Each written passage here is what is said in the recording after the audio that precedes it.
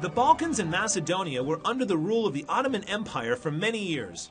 During this period, the region received a great deal of support from the empire, with lots of investments having been made.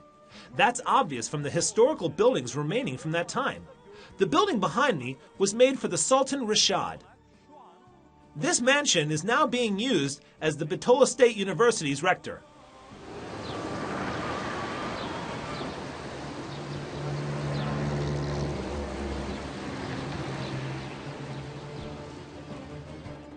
This mansion, which was built specially for Sultan Rashad's visits, was completed 2 months before the Sultan's visit. And those buildings were for the Sultan's assistants.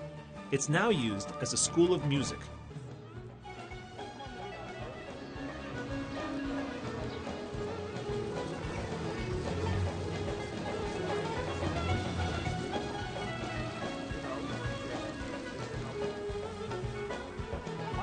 The city is dispersed along the banks of the Dragor River at an altitude of 2,019 feet above sea level under Baba Mountain. Spreading on an area of 1,798 kilometers and with a population of 122,000, Bitola is an important cultural center. The second Macedonian university is located right here.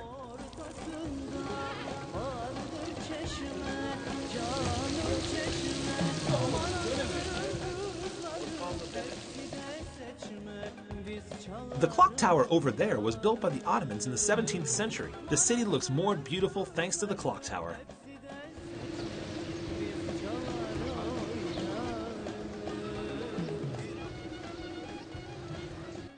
Another historical building that remains from the Ottoman time is the Ishak Mosque, which was built in 1508.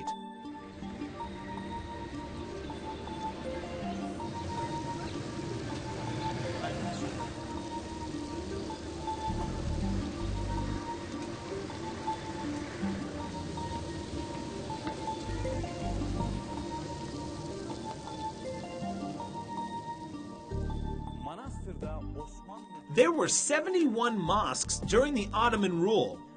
We are now in Cenai Mosque, which is located in the center of the city. It's now undergoing restorations. The mosque's rooms house permanent and temporary art exhibitions. Macedonians have protected the mosque very well.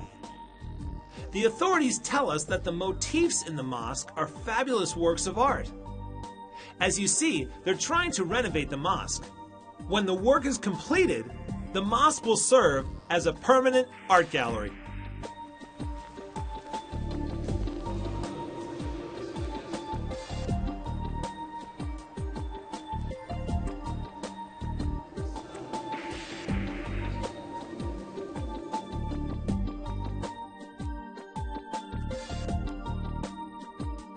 Cenai Mosque was opened to worshippers in 1559, and then it was changed into an art gallery.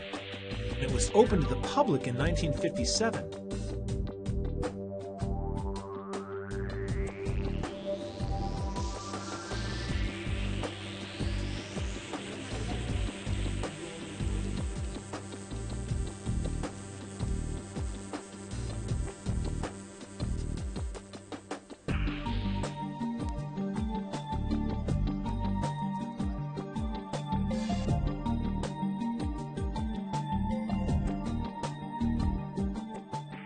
The Ottomans arrived in Monastir, now called Bitola, in 1382. The presence of the Ottomans contributed largely to the city's economic, cultural, and educational development.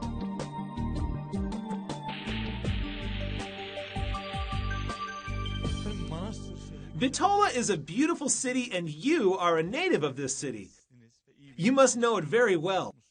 What can you tell us about this city?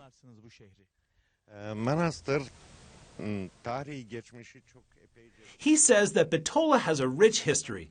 Alexander the Great's father, Philip II, established the city of Heraclea Lycentis near Bitola in 400 BC.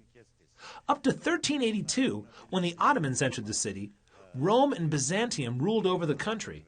It was only after the arrival of the Ottomans that Bitola developed into a city of culture, education, and strong economy. And it continued to be a prosperous city for many years. He goes on to say that if you want to fully appreciate what I'm telling you, just have a walk in the city and explore the historical buildings.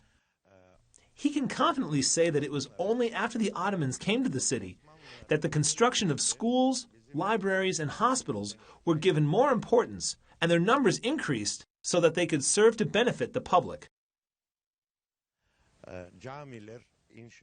He notes that they did not only build mosques. The oldest and most important works of art that can still be seen in the city remain from the Ottoman times. He says that Heraclea Lycentis is an important settlement from the Hellenistic period till the Middle Ages. It was founded by Philip II of Macedon by the middle of the 4th century BC. As an important strategic point, it became a prosperous city. But the archaeological remains of this period are not widely researched. The Romans conquered this part of Macedon in 148 BC and destroyed the political power of the city. The prosperity continued mainly due to the Roman Via Egnatia road, which passed near the city. Several monuments from the Roman times remain in Heraclea, including a portico, thermal baths, an amphitheater, and a number of basilicas. The theater was once capable of holding 3,000 people. He says the Catholic Church and the Orthodox Church you see over there were built during the Ottoman period. For instance, St. Demetria Church was built in 1830, which indicates that the Ottomans ruled with justice and the individuals were free to practice their beliefs. He says that we, the natives of this country, should strive more to protect the history and follow the example of those who did their best for the development of this land.